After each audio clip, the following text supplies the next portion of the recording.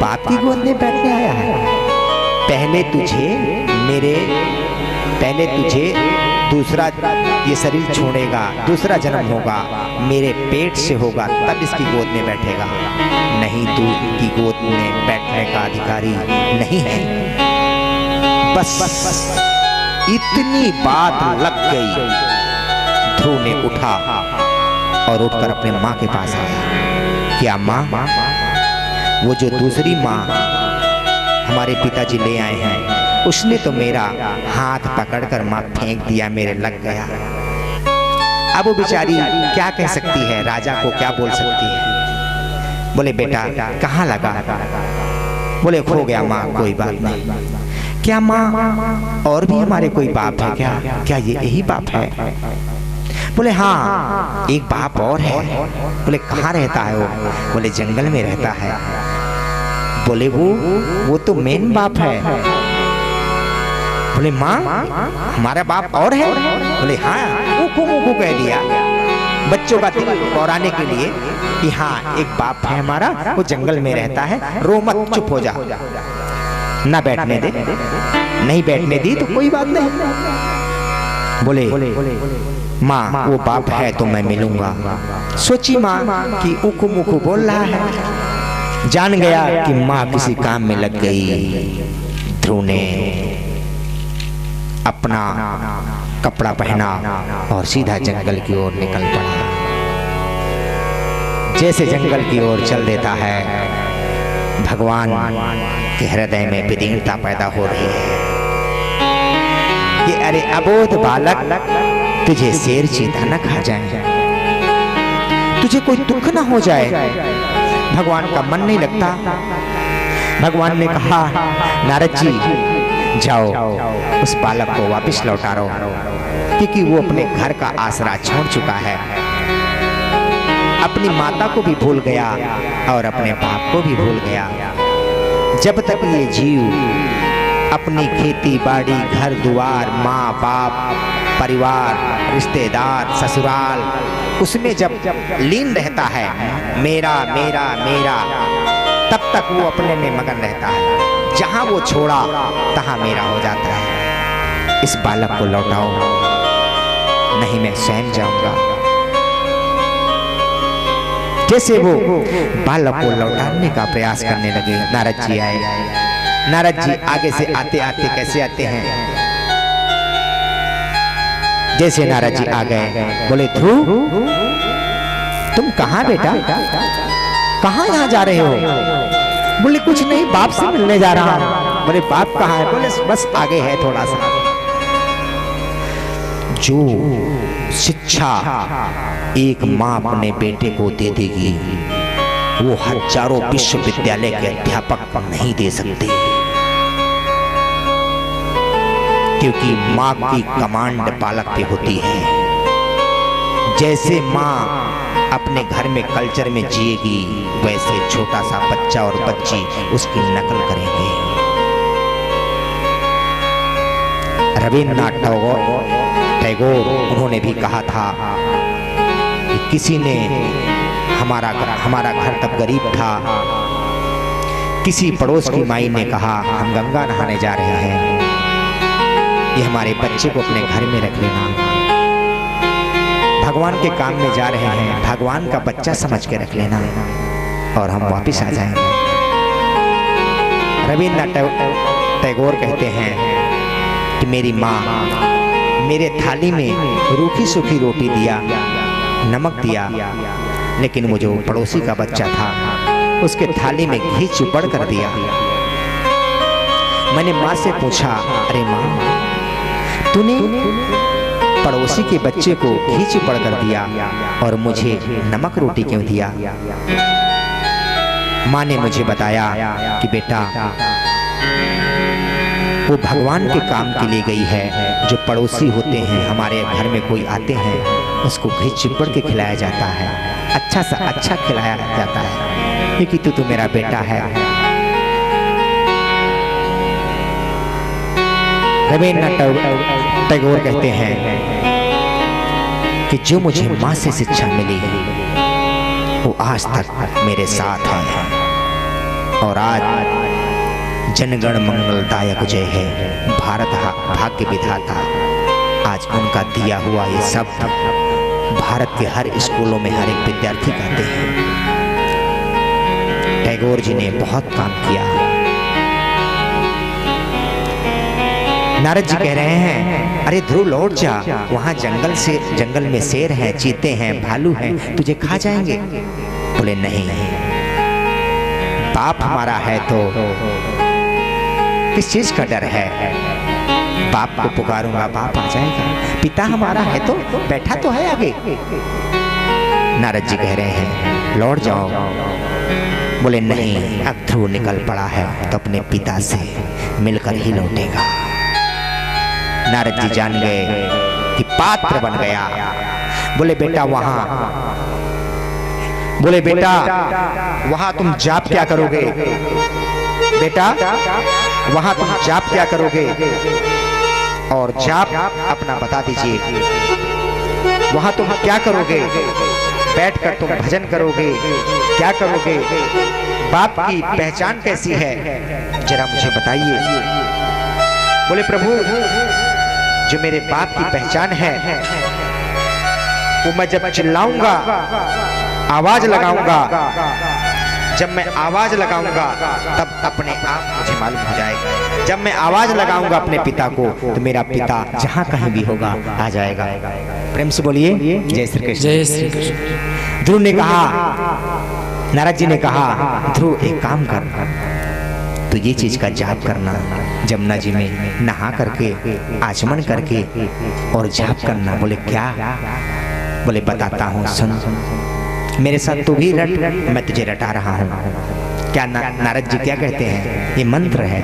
ये मंत्र जो कोई बोलता है वो भागवत की सीट में, भागवत के साथ, भागवत के मंच के नीचे ये मंत्र सिद्ध हो जाएगा। अपने मन की मैं जानूं और तुम्हारे मन की राम, सांसों की माला में सिमरू में तेरा नाम। अपने मन की मैं जानता हूँ, आपने कसर लगाया तो मंत्र आपको सिद्ध नहीं होगा। आप भी बोलेंगे। नारद जी क्या बोलते हैं? ओम नमो भगवते वासुदेवाय, ओम नमो भगवते वासुदेवाय, ओम नमो भगवते वासुदेवाय, ओम नमो भगवते वासुदेवाय, ओम नमो भगवते वासुदेवाय,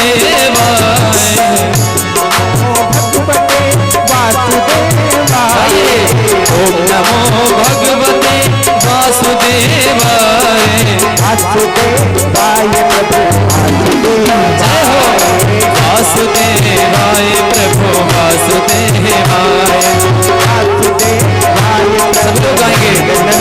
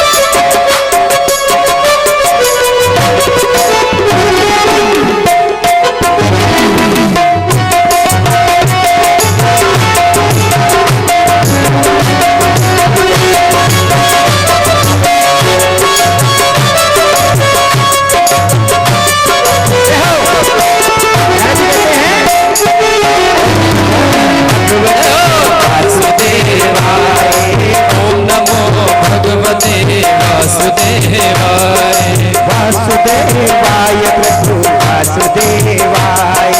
वासुदेवाय प्रभु वासुदेवाय। वासुदेवाय प्रभु वासुदेवाय।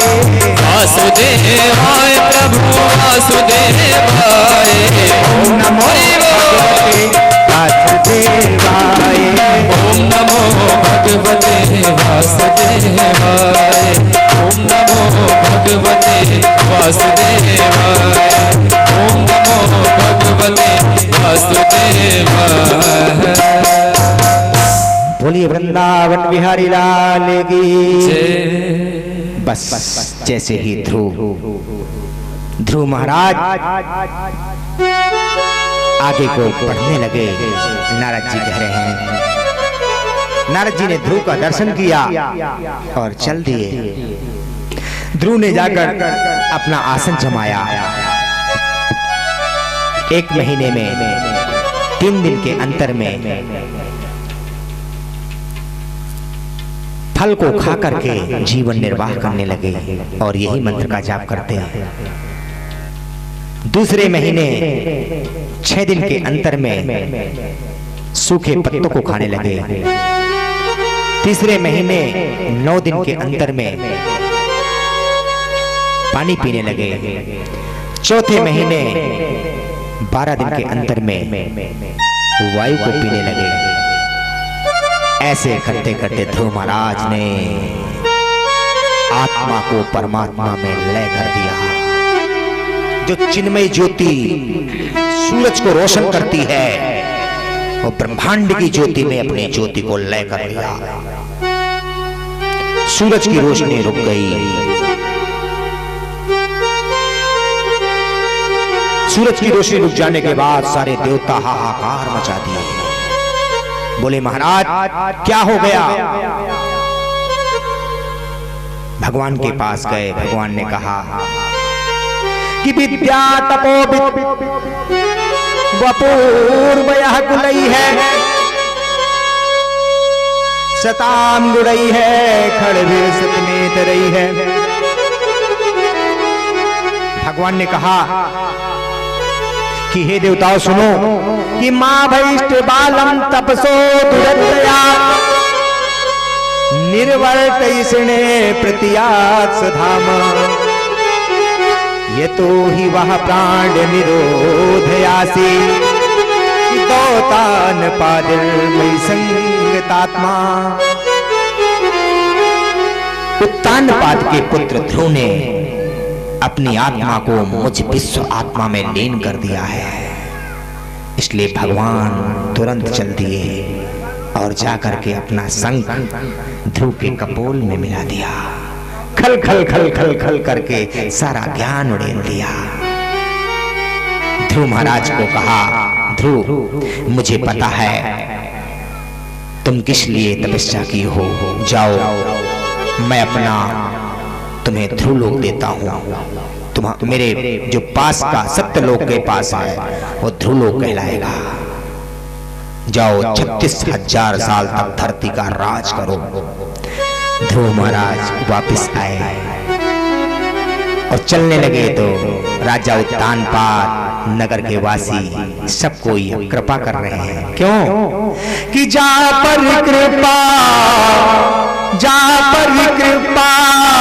राम की होई, जा पर कृपा राम की होई, जा पर कृपा राम की होई, जा पर कृपा राम की होई, ता पर कृपा करे सब कोई। जा पर कृपा राम की होई,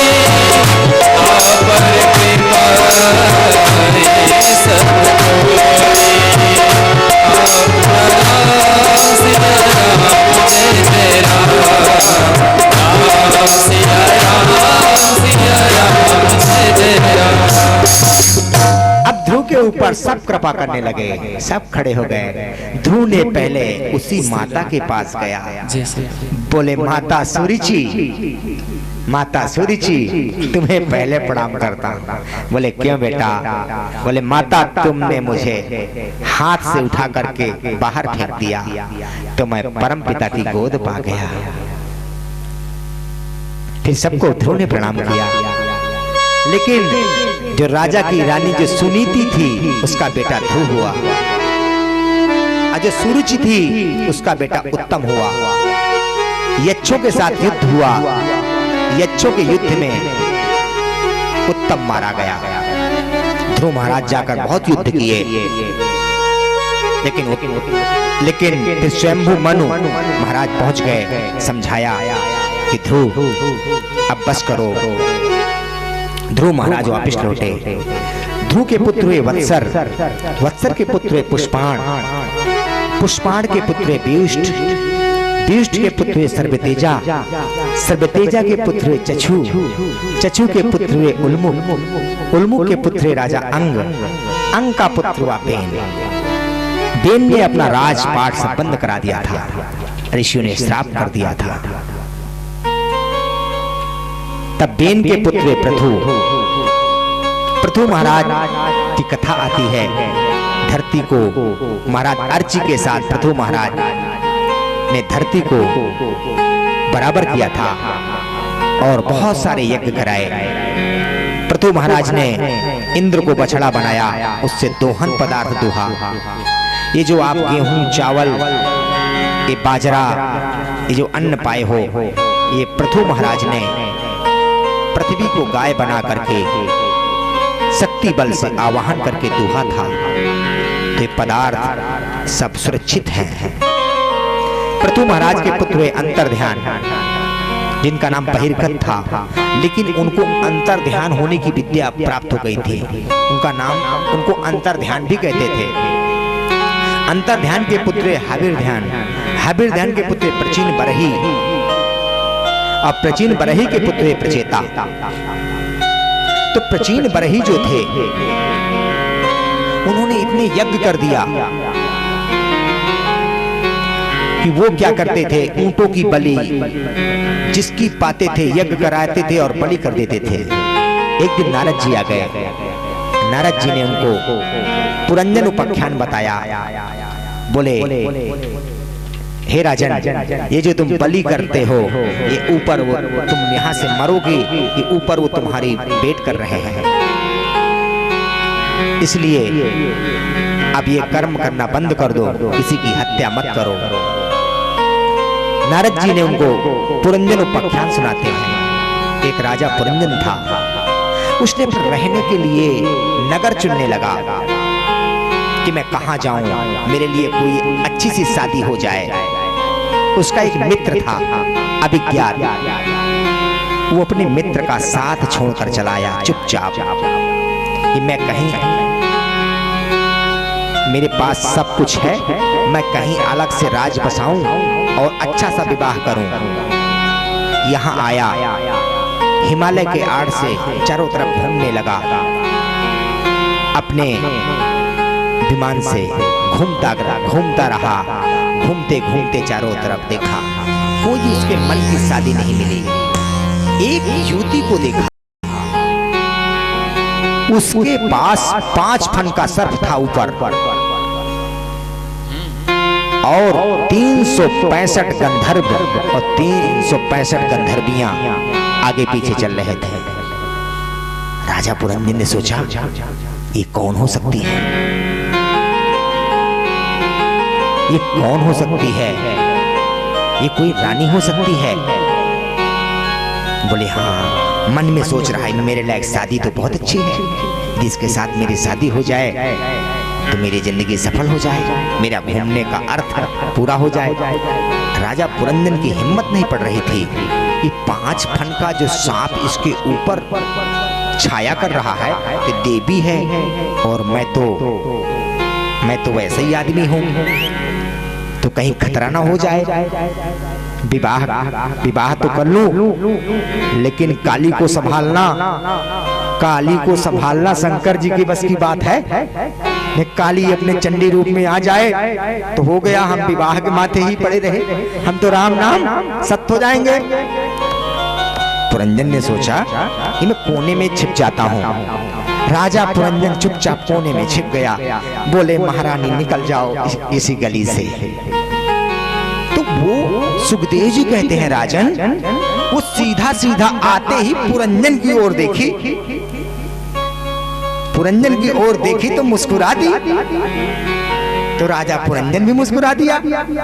बोले कहिए राजन, आप तो देखने सुनने में बहुत अच्छे लगते हो, आप तो लगता है कि मैं आप जैसी शादी के लिए वर ढूंढ रही हूँ। राजा पुरंजन बोला, हे देवी, मैं भी आप जैसे कन्या ढूंढ रहा हूँ। बोले वृंदावन बिहारी लाल की जय हो। देखिए ये तमोगुण की बात है, कैसे अच्छा लगने लगी कथा। इसमें चर्चा में कहते हैं ना परमात्मा की चर्चा, ये इसके अंदर बहुत बड़ा रहस्य है। ये भागवत की कथा में सुखदेव जी ब्रह्मनिष्ठ संत राजा परीक्षित को सुना रहे हैं। जैसे पुरंजन ने खड़ा हो गया, बोले देवी हम राजकुमार हैं, आप राजकुमारी हैं जी, लेकिन देवी मेरे अंदर कुछ संशय है। वरने से पहले एक दूसरे को कन्या पक्ष और वर पक्ष का जानकारी होती है। बोले मैं तो, मेरे साथ एक अभिज्ञात मित्र था, हम दोनों सत्यलोक में रहते थे, तो मैंने सृष्टि रूपी बगिया को देखा तो मुझे आनंद आया, तो मैं तुरंत भाग आया यहाँ। लेकिन देवी मैं तो अकेला हूँ, इसीलिए मैं डरपोक आदमी हूँ, मैं छिप कर बैठ गया। मैंने कहा देवी आप निकल जाओगे, लेकिन आपने मेरे तरफ देखकर हंस दिया। तो देवी मैं भी तो राजकुमारी हूँ, मैं भी हंस दिया। लेकिन देवी मैं डरता हूँ, ये 5 फन का सांप कौन है तुम्हारे साथ? सबसे बड़ा डर मुझे ये है। बोले हे स्वामी, इसको मैं भी नहीं जानती, ये जब से मैं पैदा हुई हूँ तब से मेरे ऊपर ऐसे लटका रहता है 5 फन से। चलो देवी बात मान गए, लेकिन ये 365 गंधर्व इधर हैं और ये 365 गंधर्वियां इधर हैं, ये कौन है? बोले हे स्वामी मैं इनको भी नहीं जानती, ये कौन है? और ना मैं इधर जानती हूं कि ये कौन है। लेकिन साल में 365 दिन होते हैं, 360 भी कहा जा सकता था। तो 365 गंधर्व बोले ये ऐसे ही रहते हैं, इनको मैं नहीं जानती हूँ। जब राजा पुरंजन आपस में उनका मिलन हो गया तो राजा पुरंजन इतना आसक्त हो गया उसके मिलने के बाद कि यदि वो खड़ी हो जाती तो राजा भी खड़ा हो जाता, यदि वो बैठ जाती तो राजा भी बैठ जाता। राजा अपना होश हवास भूल गया। जैसे किसी की चर्चा में थी लैला और मजनू थी। कोई फकीर अपनी साधना कर रहा था, अल्लाह अकबर अल्लाह ध्यान कर रहा था, अपना चद्दर बिछा दिया था। तो मजनू के कारण में लैला भागी भागी गई तो फकीर की चद्दर में पैर छू गया। फकीर ने कहा अल्लाह ताला रहम करे मेरे चद्दर में क्यों छू गया? लैला ने कहा मैं तो मजनू की बिरह में भागी जा रही हूँ, लेकिन अरे मियाँ साहब आप अल्लाह की बंदगी कर रहे हैं, आपका ध्यान चदरिया में भी पड़ा हुआ है, इसलिए अभी ज्ञान में आप बच्चे हैं। जब फिदा हो गए तो हो गए। ये प्रेम की आखिरी स्टेट है। ऐसे ही राजा जब रानी बैठ जाती राजा भी बैठ जाता। राजा यदि रानी चल देती राजा भी चल देता। रानी खाने लगती तो राजा भी खाने लगता। मंत्रियों ने सोचा ये हमारा राजा लंपट हो गया, इसलिए राजपाट का माल अपने घर माल ले जाओ। राजपाट का माल जो होता था अपने घर ले गए मंत्री। अब मंत्रियों का बोला बाला हो गया। जब अंकुश लगाने वाला कोई ना बचा तब सारी गाड़ी कूदती चली गई। कुछ समय बाद काल कन्या आई विवाह के लिए। काल कन्या क्या? बुढ़ापा। काल कन्या ने चढ़ाई कर दिया जब काल कन्या ने चढ़ाई किया, जैसे काल कन्या चढ़ाई करती है उसी वक्त 5 फन वाला सर्प लड़ने लगता है। लड़ते लड़ते 5 फन वाला सर्प 365 गंधर्व और गंधर्वियां लड़ते हैं। जैसे ही काल कन्या ने उस 5 फन वाले सांप को कंट्रोल कर लिया तो तुरंत पुरंजन राजा से उस पुरंजनी को छीन लिया। राजा पुरंजन को बंदी बना दिया। राजा पुरंजन तड़पने लगा, बोले मौत हो जाए, हे देवी तुम्हारे बिन मैं जी नहीं सकता। तड़प तड़प कर राजा पुरंजन मर गया। कुछ दिन जिया, रोटी तो खाता लेकिन उसके ध्यान में खाता ये मेरी रानी कहाँ चली गई। जब मर गया तो मरते समय उसे औरत का ध्यान आया। मौत के समय हमारा जहां ध्यान जाता है वहीं हमारा जन्म हो जाता है। जिससे देश का नाम भरत पड़ा वही राजा भरत मौत के समय हिरण के बच्चे का ध्यान कर लिया था तो अगला जन्म हिरण का हो गया था। जैसे उसने तड़प तड़प कर पत्नी रानी के ध्यान में मरा तो अगले जन्म में स्त्री का तन पाया और मल्यध्वज राजा के साथ विवाह गया। मल्यध्वज राजा की एक कन्या हुई, वो अगस्त ऋषि के साथ विवाही गई। मल्यध्वज राजा ने वीरता पूर्वक जीत लिया था। ये पुरंजन रूपी राजा जो दूसरे जन्म में औरत बना, ये मल्यध्वज के साथ विवाही गई औरत बन करके। समय आने पर ये चली गए जंगल। पति पत्नी दोनों भजन करने लगे, ध्यान करने लगे। एक दिन राजा समाप्त हो गया, शरीर छोड़ दिया। रानी कहती है क्यों तिष्ठो तिष्ठ राजर्षे हिमामुदधी मेखलाम दस्युभ्या चक्रबंधुभ्यो विपत्तिं पातु महर्षि। राजर्षि उठिए, समुद्र से घिरी हुई धरती यह वसुंधरा लुटेरों और अधर्मिक राजाओं से भयभीत हो रही है, आप उसकी रक्षा कीजिए। आपकी वीरता में बड़े बड़े राजा महाराजा चकरा जाते थे, आज आप वृद्धापन में खत्म हो गए। आपके साथ मैं रह रही हूं, अब मैं आपके शरीर को उठा नहीं सकती। आपके शरीर को मैं कैसे उठाऊं? लकड़ी ले आती है, चारों तरफ से चिता बना लेती है, लेकिन राजा का शरीर उठाती है और गिर पड़ती है, नहीं उठा पाती। रोती है, आकाश की ओर मुख करके रोई। कोई नहीं दिखाई दिया। उतनी देर में भगवान का रूप प्रकट हो जाता है। भगवान कह रहे हैं, भगवान रूप बनाकर आए।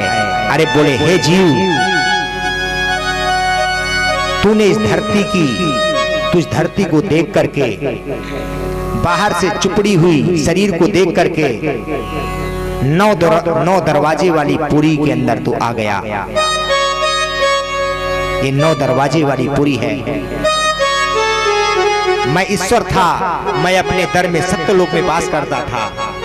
तूने तेरे चाह पैदा हुई थी, चाह पैदा हुई कि मैं थोड़ा मजा लूं, आनंद लूं। आनंद के चाह में तूने ये हड्डी चमड़ी की शरीर में फंस गया। एक साल में कितने दिन होते हैं? 365 दिन। एक साल में कितनी रात्रि होती हैं? 365 रात्रि। 5 फन वाला जो सांप था, बोले ये जल, पृथ्वी, वायु, आकाश और तेज से बना पंच महाभूत, यही 5 फन का सांप था। हड्डी चमड़ी मांस मज्जा, जल के रूप में तुम्हारे पास खून है, धरती के रूप में तुम्हारे पास हड्डियां हैं, श्वास के रूप में तुम्हारे पास, हवा के रूप में तुम्हारे पास श्वास है, अग्नि के रूप में तुम्हारे पास दिमाग है,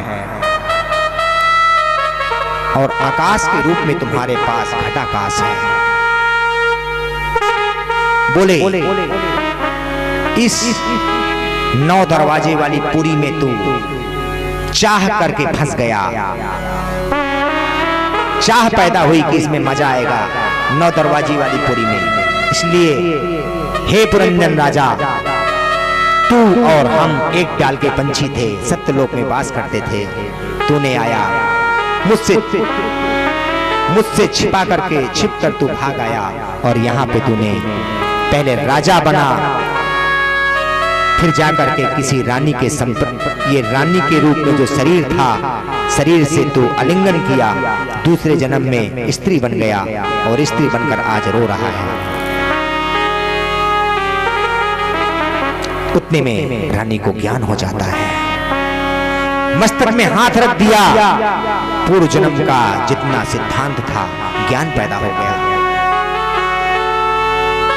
जैसे राजा पुरंदर को ज्ञान पैदा हुआ, रानी ने हाथ जोड़ करके उस ईश्वर से प्रार्थना कर रही है कि तुम मेरे जीवन के धन हो और प्राणाधार हो, तुम मेरे जीवन के धन हो और प्राणाधार हो। एक तुम दाता दयालु, एक तुम